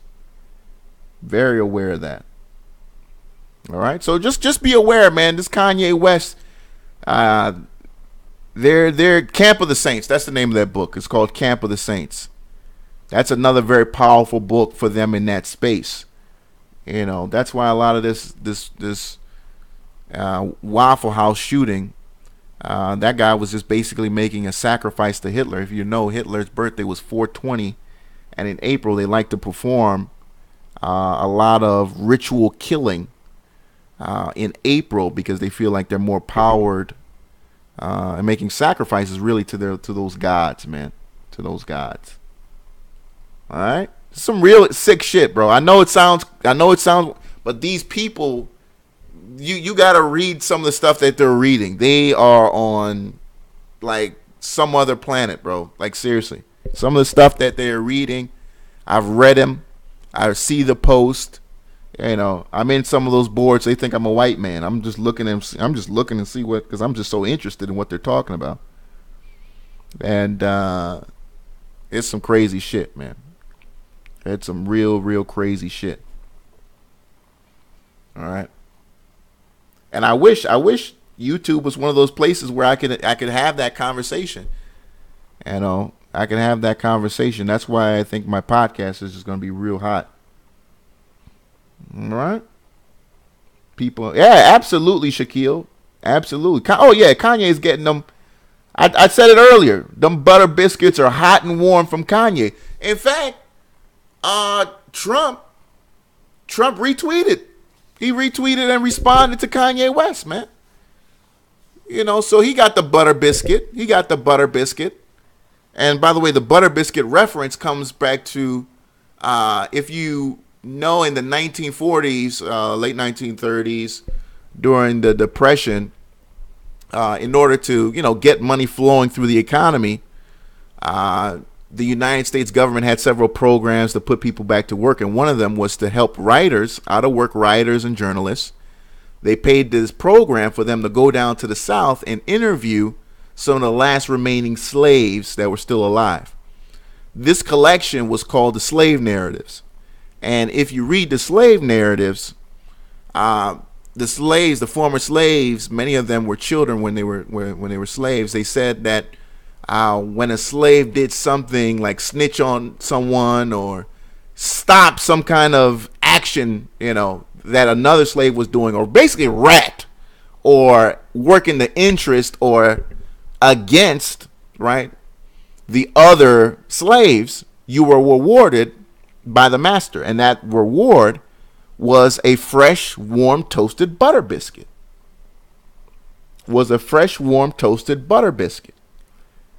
All right, so now in the conscious community, or just basically in the black community period, anybody who is black and works in the spews anti-black rhetoric or works in the interest against equality is somebody who's looking to get a butter biscuit. That's basically the saying for that. Exactly, Red Ride. It's exactly like giving a dog a treat. So I'm like, oh man, he's working to get them butter biscuit from Trump. That's what they mean. And you got a lot of, unfortunately, brothers and sisters out here, quote unquote on that, who are trying to get butter biscuits, man. Who are out here trying to, just get a biscuit. Absolutely, that was your reward on the plantation when you were a snitch. You got a hot, warm, toasted butter biscuit. Right? You could, they weren't going to give you money. They weren't going to give you a day off. You just got a butter biscuit. Read the slave narratives when you get time. It's some deep ass shit, man. It's a deep ass shit. So he's in the sunken place again. It's the people around him, man. It's the people around him, and he's always been kind of mentally weak too. He's always been kind of mentally a weak dude. Basically was on Jay-Z's nuts since he got to Rockefeller. If you remember, he talked about in a lot of his records and interviews, early interviews, how he used to beg to rap to Jay-Z, and a couple years ago, oh man, Jay-Z, you don't even bring your kids to come play with my kids. Jay-Z don't want to bring his kids to that bullshit. The man's crazy. The man's clearly, got some issues. So he's been mentally weak for a long time. Man. And then you had, what's his name? Chance the Rapper too. Chance the Rapper, that's the dude who just loves attention. Chance the Rapper, he just loves attention. And he came out with a thing, well, black people don't have to be Democrats. That's true. But this is, I don't want to call him the N-word, but this is a dude who, has been basically Hillary Clinton's lapdog when she was running for president. So I don't know what the hell he's talking about. He said they probably fucked him on a contract. No, I don't know what Kanye he gets his money. I think he gets his money, but I think he's a mentally weak man. He's a mentally weak man. You can't look at Kanye West and say that guy's he's got a strong mind. Can you tell me that over the past couple years that's a man with a strong mind based on his actions? You can't say that about him. You can't say that about him. He said he's a guy who's been spoiled all his life. His parents. Yeah. Well, yeah, I'm not an affiliate of either Dems or Republican. I'm an issue voter. What the issues are. But you got some people who are Republicans who think that, oh yeah, Kanye West is team MAGA. Here's the thing. They understand on the right that black people aren't going to vote Republican. It's just the fact that we got one. You see what I'm saying? We got a big one. Yeah, you see? We got one. That's what's got them excited on the right. We got one. We got a big one right here. Oh, woo! Yeah, we got a big nigga right here. We got Kanye West right here. Well, look at him. You see him? You see him? Yeah. You see him with that MAGA hat? Huh? Yeah, we got that shit. That's what's got them excited. They know ain't no black folks gonna vote Republican. They know that shit. They know that shit. You know. They know that shit. Oh, absolutely. Absolutely. Said I sound like a Democrat. Well, yeah, I mean, there's some things, but I voted for Trump, so you can't say that too badly. I got video of me saying that I was gonna do that. All right, so I could never be a Republican though. Fuck that shit. You know, I could never be a Republican ever. Whew, never. These people are being infiltrated like no tomorrow from some of the worst elements of our society. Some of the worst elements of our society are infiltrating the Republican Party right now. I said Michael Steele. Well, Michael Steele been Michael Steele, he's been waking up a little bit, but Michael Steele was one. You know, he was trying to get them butter biscuits for years too, though. Michael Steele was trying to get them butter biscuits too. Let me see. There's nobody on the Dem that I like on the Democrat side like, you know, because they don't have a plan for me. They don't have a plan for me. Nobody on the Democratic side has a plan for me. Nobody on the Republican side has a plan for me. You know what I mean? We got to be honest about that. There's no Republican that says, "Hey, Sal, you're Black American. Here's a plan for you." No, they don't got no plan for me. So I don't give a fuck about what any of those parties say. And the fact that Kanye West is being used as a tool, that's what upsets me, because nobody on either side has a plan for Kanye West. You know what I'm saying? Gerardo, you said you got a plan for yourself. Yeah, absolutely. Everybody's got a plan for yourself, but at the end of the day, you know, you need government. Government's got to be in your best interest. You have to have a government that works for you. You pay taxes. You know what I'm saying? You can have a plan for yourself, but you pay taxes, bro. That tax money that you pay has to be going to work for your best interest. So I get, you know, everybody's out for themselves. I get that 100%. But my tax money that you're taking out of my fucking check, right? That Tim Sykes pays me, that Black Box pays me, that equity, that money better go to my fucking benefit. You see what I'm saying?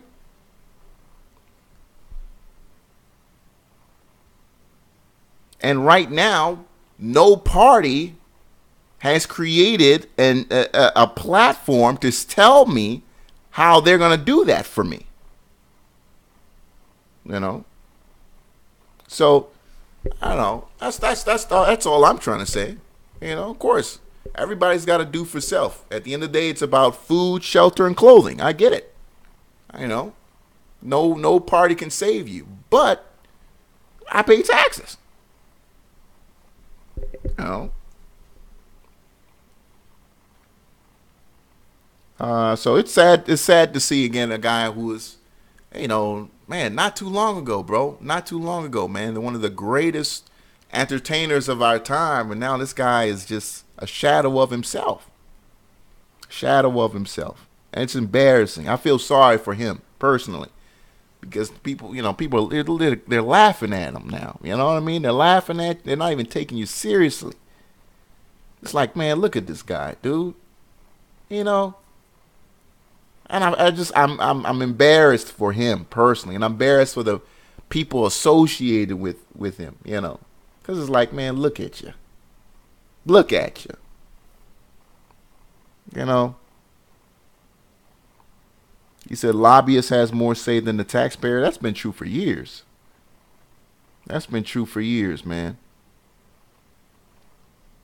Oh yeah, I mean, you know, look, this is our tax. For example, the recent tax bill was overly slanted toward people who, you know, were wealthy, and but you have they control the country, right? They dictate policy, and Unfortunately, you got a segment of the population that doesn't vote, so it is what it is.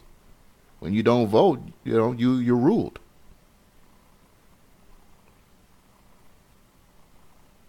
I said it's a two-party system, can't help but be corrupt because, and it's a two-party system where you got to basically choose. And they teach you that in school, right? They teach you that in high school.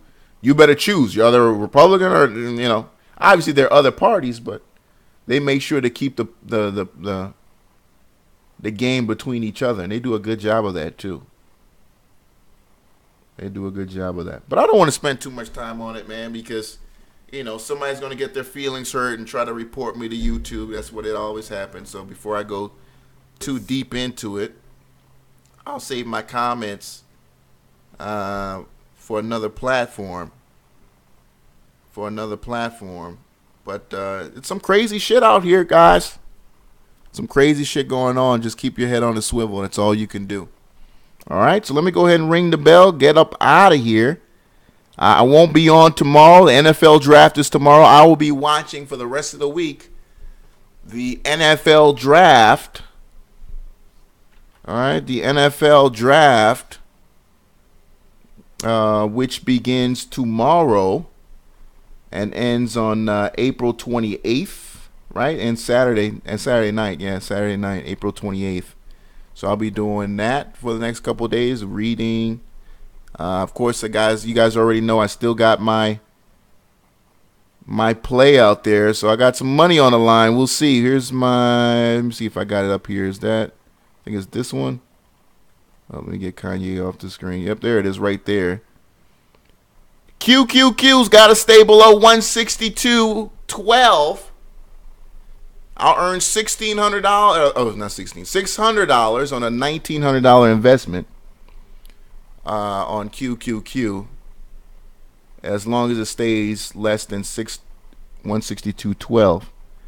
So I'm hoping tomorrow we go green and then we slide. We'll still end green. I think we got a green day, but it's touching it, or I'm going to be out $1,900, and I'm willing to risk that as I create this strategy, this weekly paycheck strategy, because once I, package it, putting in a book, and then I'm going to do the DVD thing too as well, and shove it down you guys' throats, because, traders need, or people in general just want something simple and easy.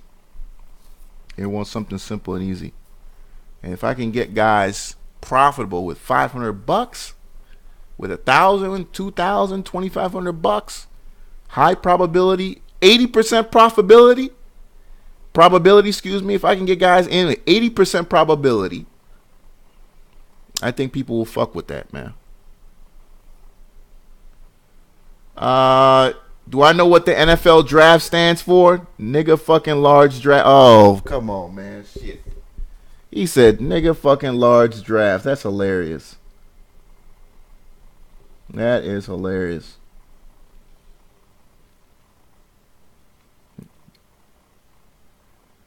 Bat, you said weekly paycheck. You want a daily paycheck? Oh, yeah. But, got to start somewhere.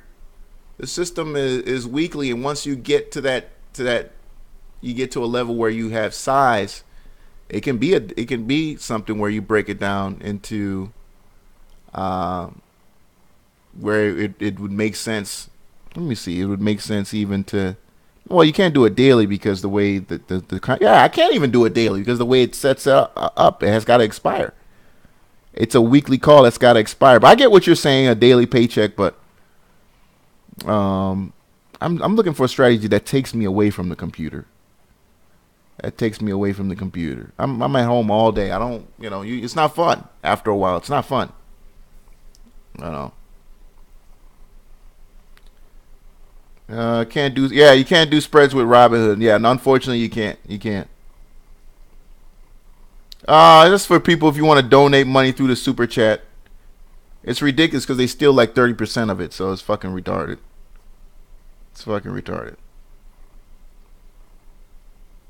All right. Yes, indeed. Gerardo, probably Saturday, man. I want to put it out. I keep saying Saturday. I've got like 5 episodes already done.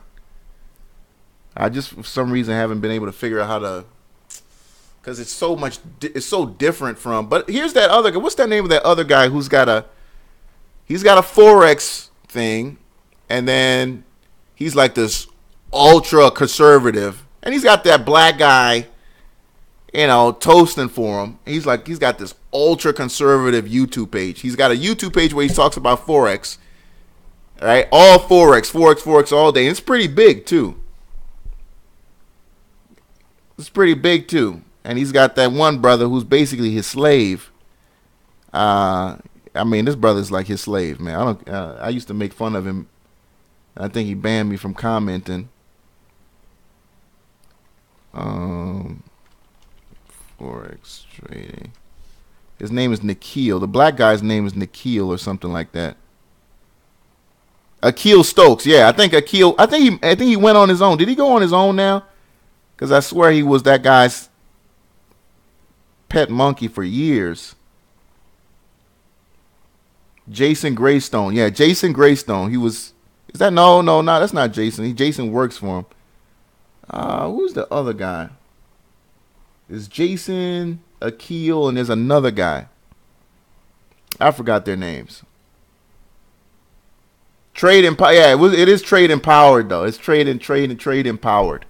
Michael Gates, yeah, Trade Empowered. And then Akil, he's basically like the puppet. He was the puppet for years. I'm talking early. They may have changed it up now, because I think I got to Akil, because I was like, Akil, I sent him a couple messages. I'm like, brother, they making you do all the work. What's up with that? You looking like like, yes sir, massa. Basically, that's basically what he was doing on the show. Yes sir, massa. Ooh, I just put that order in, massa. Euro USD. Oh yes sir, massa. Okay, I'm gonna put it up right now, massa. My goddamn nigga. So now he's got his own channel. But the guy he was working for, he's got another channel where he's just spewing this basically borderline alt-right content. He's basically all the way alt-right. This guy's, what the channel's called Trade Empowered, and Akil Stokes, and it's not Jason. It's another guy. I forgot his name. It's not the Jason guy. I haven't looked at their channel in a while. I forgot what it's called. But the brother Akil, he was in the sunken place too, but it looks like he got out.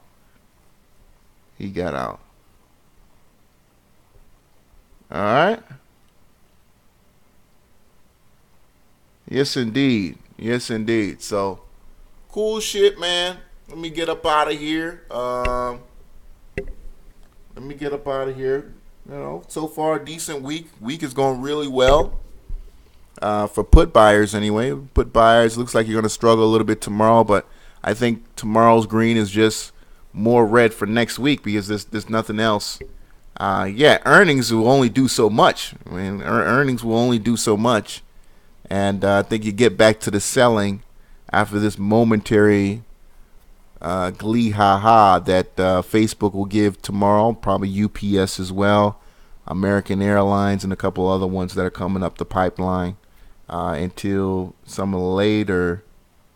I think when's NVIDIA and stuff like that. Those are the ones where you start to have those. That's down the line. That's next month, May 10th. Right, but I think before May 10th, we will have some selling that the market will have to do. All right, we'll have some selling the market will have to do. All right, so tomorrow's green just sets you up for more red next week. That's why I'm thinking if you got an option you want to trade, put some time on it. Shout out to Gerardo putting some time on his options. All right, Tasty Trade. I use Tasty Trade for my options. Interactive Brokers is weird it's just like the setup is so fucking weird. So I would use Tasty Trade for the options just because I love they almost inundate you with information overload, but it's a good overload, good information overload. You know, it's so funny because we were talking about coons just earlier, and somebody told me, it's like, you know what, Sal, man, if you were a conservative dude, if you just started playing a conservative dude, you could get quote unquote put on. He said put on. And I thought about it. He was like, you know, and he was absolutely right, dude. If I started doing this show with a MAGA hat, and I just started quoting a whole bunch of anti-black rhetoric, like, you know, just starting shouting black on black crime, or start talking about Chicago, or start saying basically, you know, all black people are lazy or something, like, I'd get a lot of more views, right? Let's keep it 100. For the 67 people that are still in here, I'd probably get a whole dude. I wouldn't. You said you would stop fucking. I would never do that. Come on, man. You know I wouldn't do that shit. But I would. No, just you know, hypothetically, I would get a lot of fucking views. I would get a whole lot of fucking views if I showed up here in a MAGA hat and started acting like a big fucking coon. Woo! See, I work hard. I don't need the government. I work hard. See, I don't blame white folks for nothing. White folks, they're good to me. See, y'all gotta work hard. See, I don't need no fucking government. Shit. Fuck the government. I don't need no fucking government. I work hard. You know they breathe hard. Woo! Oh, hell yeah, man. Oh, I'll be getting hella donations. Woo! That's why a lot of these black conservatives, a lot of them are fake, dude. Like Candace Parker. There's a black female conservative. Her name is Candace Parker. Look her up when you get a chance. Candace Parker is the biggest fake conservative. Game recognized game. Game recognized game. Appreciate you, Jim Gray. And Candace Parker is the biggest fucking fake conservative I've ever seen in my goddamn life. But, whoo, sister, get your bread. Get your bread, Candace Parker. This black woman is just hustling these white folks. I mean, she's just donations, speaking engagements, Fox News, you know. Oh, man, sister's getting her bread. And white folks is loving it. They eating it up. Oh, my God, Candace Parker, she's so intelligent. She's so clean. You know, I don't really have a lot of black friends, but, you know, I consider Candace Parker my best friend, you know. I just think that she's just so intelligent, and I just wish more people of her, you know, of her kind will think like her. You know, I don't see, you know, why they don't think like her. I just, you know, Candace Parker just has my ear, you know, and I just want to support her and contribute to her message. That's how that's how a lot of those, you know, it's just like that. Am I lying or no? It's just like that, man. And people hate it when I start talking like this, because, you know, people start getting triggered and stuff like that. Let me get out of here. Let me ring the bell, get out of here. And let me get out of here. People gonna start getting triggered. Oh, Sal, I used to like you. I don't really like, you know, you're bagging on Trump a little bit too much, you know, or you're talking about conservatives, or you're talking about liberals, and okay, let me get out of here. Ring the bell. All right. Let me get out of here. Yes, indeed. Appreciate all of you.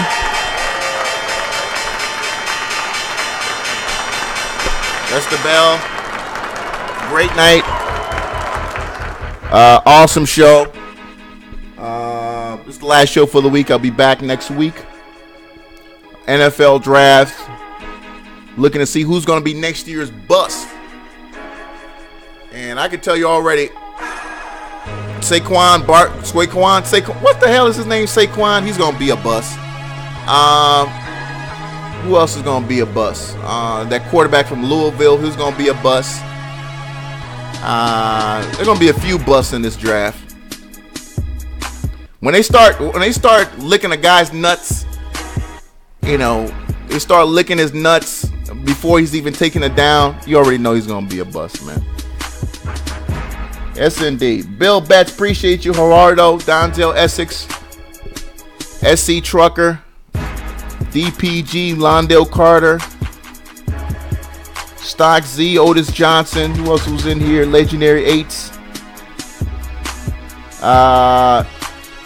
Michael Gates, Red Rides, Gerardo, all my callers, Bad Scientist, Mr. Lloyd, Shaquille Emmanuel, Brandon Jefferson, appreciate you, bro. Jeff Thayer, thank you so much, all of you.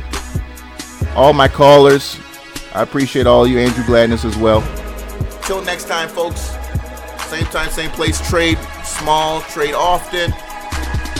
Until next time, take care.